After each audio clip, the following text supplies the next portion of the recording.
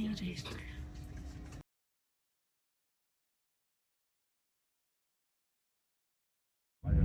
It was taken a look and we said it tastes like TV stuff like banana. Well, it is. Hot water, yeah. This one?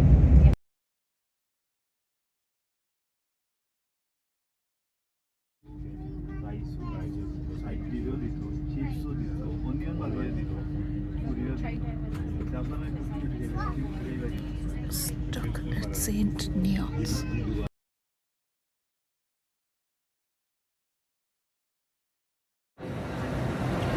Finally arrived.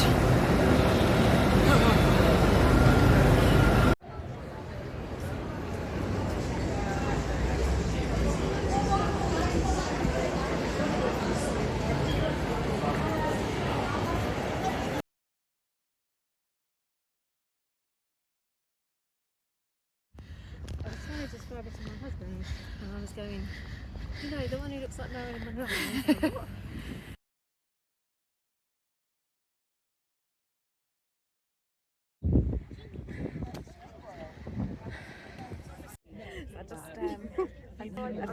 A woman's just came over and given me this hat as a present.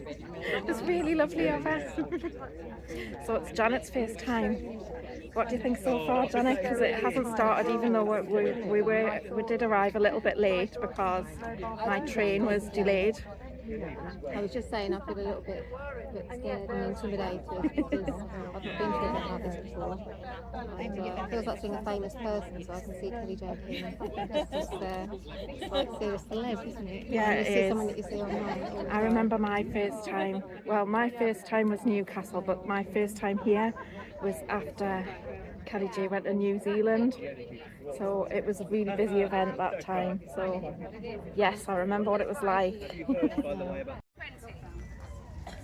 So we started doing this, and I had the pleasure of staying at Julia's over the last couple of nights, and then she said, how many women do you think have spoken? And I was like, and I think we worked out probably nearer 1,000 all over the world. And we have morphed a little bit, and I think that's because we created this environment in which we can speak about things that are unsayable. And I really hope that every one of you feels that unsayable thing that keeps you awake a little bit at night. Okay, so the reason we met up is so we could say the things in public which quite frankly are being said. And I'd like to thank those with the biggest of platforms for catching up on the let's not have these men in places of work where they're around vulnerable women, or any women actually for that matter. So all of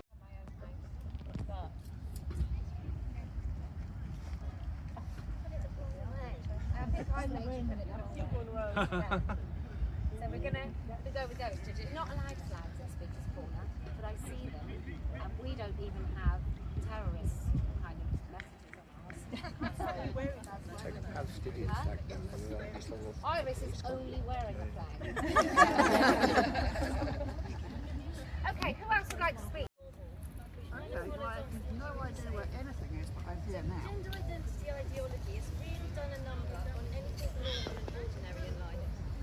It's an ideology that seeks to undermine the normal whilst it tries to normalise extremes. We see an endless stream of mainstream not to try to prevent it, but to try to somehow make it okay. We see medical practices that prevent children's puberty and that amputate healthy body parts under the guise of affirming care. These extremes are not normal.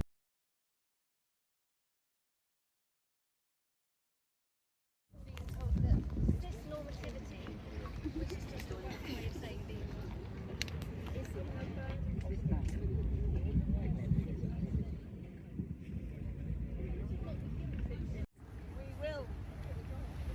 We will ask the Women's Staff Network and the Men's Staff Network and the LGBTQI++ network.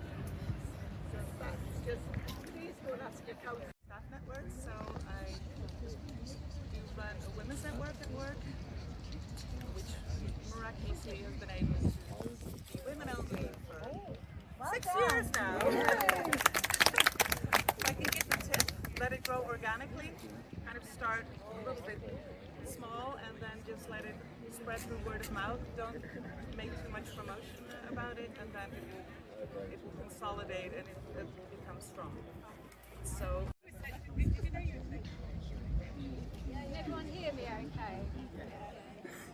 So I haven't prepared anything, but I'm just going to tell you about my utterly filthy year, which I think some of you might relate to. So my name's Janet, and at the end of February I published a video in which I committed the awful crime of saying I didn't like the phrase pregnant people. Terrible. And it was actually a video that was marketing related, because that's what I do, but all hell broke loose, as you can probably imagine. People were online calling me a bigot, they were calling me a transphobe, they were calling me far right, Nazi, you probably know how it goes. And I run my own business. I'm a former journalist, but I now run my own marketing consultancy, and basically it's actually crashed my livelihood and my business. Because people were going online and basically suggesting that I was a Nazi, a bigot, that people shouldn't work with me. I had two ladies who made a video about me, a 28-minute YouTube video, in which it was suggested that people shouldn't work with me anymore because I was, my views were so extreme, my legally found views so extreme, that people should unfollow me on social media. I use social media for my work, it's really important. That they compared me to Russell Brand, who were an alleged rapist. They also compared me to Elon Musk and the Nazi salute. And all of this has kind of been rumbling on and on this year, and it's been really, really tough. It's hit me financially and personally. And then I got cancer. So I was diagnosed with cancer last month, and this isn't really the point of my story. But obviously that's made my year even shittier, because I'm dealing with people destroying my business, my livelihood, for basically speaking the truth and saying what is scientifically true. The night before my diagnosis, and actually to come back to what Polly was saying about the pregnant people, it was like Martin Coxall was like my angel, because when she went on to BBC and she corrected herself and said woman, said pregnant people, I contacted a few media outlets and got in touch and said, look, this happened to me, I got cancer for saying this, I've had this come, and actually went on to GB News the night before my cancer diagnosis, which was a massive, massive distraction. Anyway, and it was just what I needed, which sounds bizarre, but it was just what I needed just to kind of distract me. But just moving on to the cancer thing quickly, I'm not telling you this to make anyone feel sorry for me or anything, but obviously it's made a shitty year, even shittier financially, because I'm not going to work for an indefinite period. I'm due to start my treatment at the end of the month. But just a few other observations about that. You tell people you've got cancer, and you start talking about women with cancer, and then people will say, oh, but men get cancer too. It's 1%. 1%. Oh yeah, it's a woman's disease. And something I should say earlier on is the reason I'm so passionate about pregnant people is that I've had miscarriages, extra pregnancies, premature babies, so I really feel like I know what it means to be a woman. That's why that phrase, defends me so much. And now I'm dealing with people saying things like, oh well, men get cancer too. Yes, it's 1%. It's a woman's disease. And so really, it was just a reminder, really, and thank you to people. I'm here because actually people like Penny supported me through that, and some amazing people that I've met online who've been really supportive. But also, it's still happening in 2025. It's still happening post the Supreme Court ruling. We still need to be, speaking up. I'm sure you all know everyone here. And the last thing I just wanted to say was make sure you get your screening. I picked up on a routine mammogram, and make sure you get your screening. And she's sort of swimming up, and it's just very odd. It's a bit like many of the women are reporting being harassed on the tube, and then we have to have something that is not the demographic being represented, who are the people that those women are reporting for being harassed on the tube. It's very, very odd, which is why that is also an unsayable that we really do need to talk about. Thing that now led to something a bit more explosive. Although apparently if you say some bad things about Pedro Pascal, that goes quite far for 2 million views. Just doesn't seem to do the anxiety growth. Doesn't anxiety growth men, does he? So creepy, so creepy.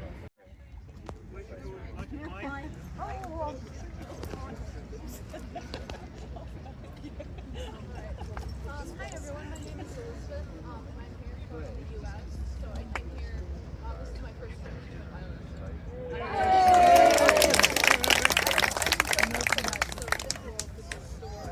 Still have to raise £50,000 for what? For the EHRC not to do its job, for us to take people to court, for the EHRC maybe to intervene. The EHRC that has a budget of about 17 million a year, and we're still having to ask for our rights. They funded cases. They funded cases over the last few years on race, but we don't matter. We've never mattered. The Women Inequalities Committee, well, when they went equalities, they just should have dropped the women and just said, maybe a couple of women.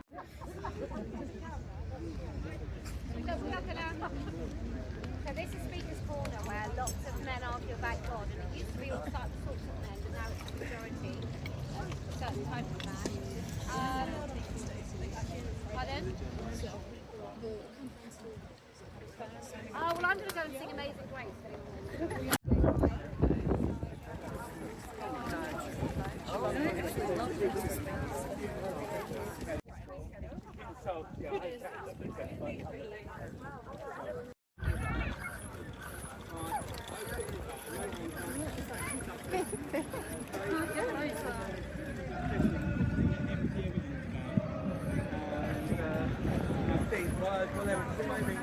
So last month we were all wearing face coverings, and as I came round here they were going, free your boat race!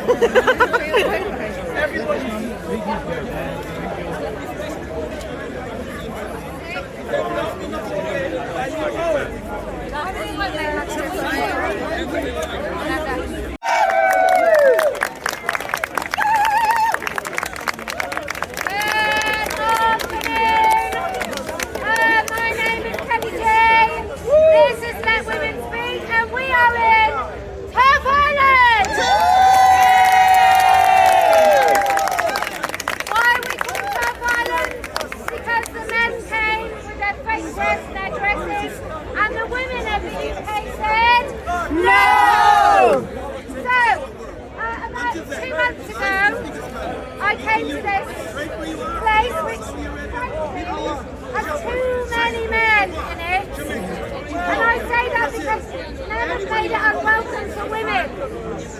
Too many male voices down here, so we women, don't do hit us, we women have decided we are going to come and take up space on behalf of women around the world. Bring them home. Women around the world, like in Afghanistan, who cannot leave their homes, cannot speak. Women in Saudi Arabia, who are not allowed to show their faces. And frankly, we know women in Saudi Arabia right to this time.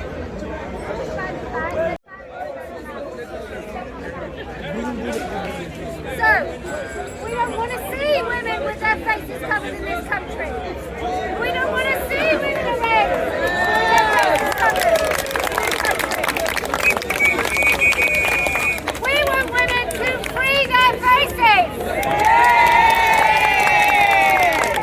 If anything, we want men to cover theirs. If you come home with the face of a woman, then you have a duty to stay home. So we've heard about these women, and then I want to talk about women in this country. I want to talk about women in the West who are frightened. What did she say?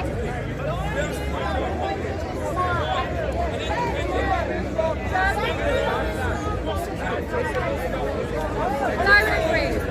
So, we don't want to see women in the West being afraid to leave their houses because of hotels full of men who cause them distress, sexually harass them and rape them. We are sick and tired of not being able to talk about what women of our governments deciding to talk about it for 5 minutes and no more. We have to be able to talk about what is happening in this country. We have to talk about illegal migration, the fact that loads of men, not women and children, loads of men arrive in this country. So I think women in this country, especially in this space, to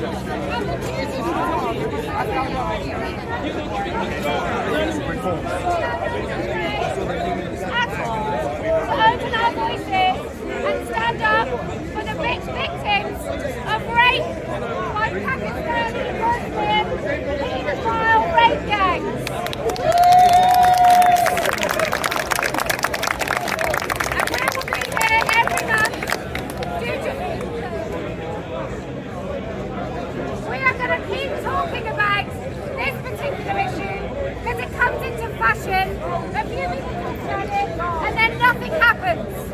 This government has recently given between 14 and 18 million pounds to resettle Afghans, and they gave 5 million to resettle the paedophile Pakistani Muslim race.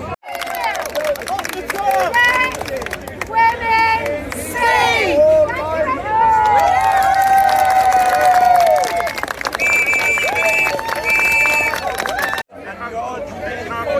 I personally believe women should have safe place and believe that women are called for a unique duty. Every man that comes into the world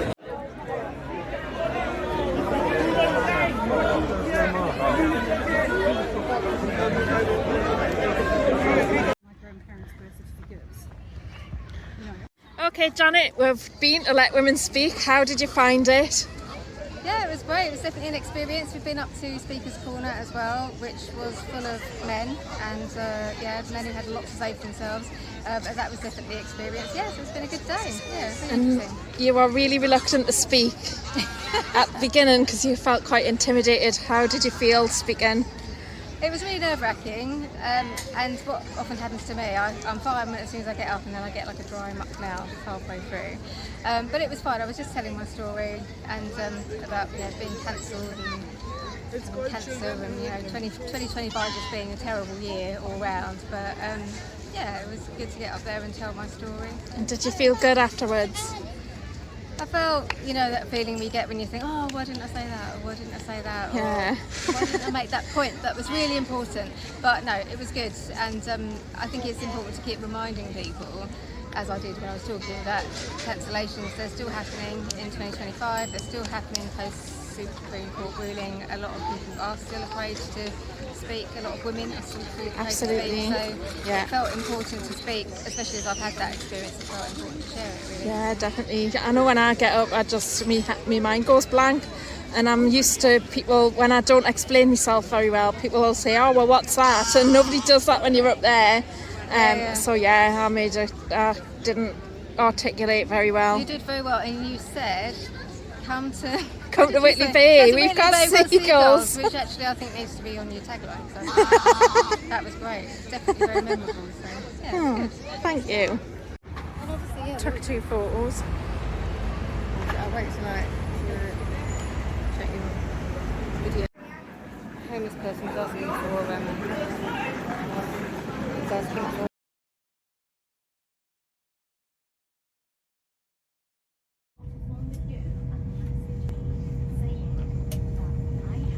Thank you for travelling with LNER.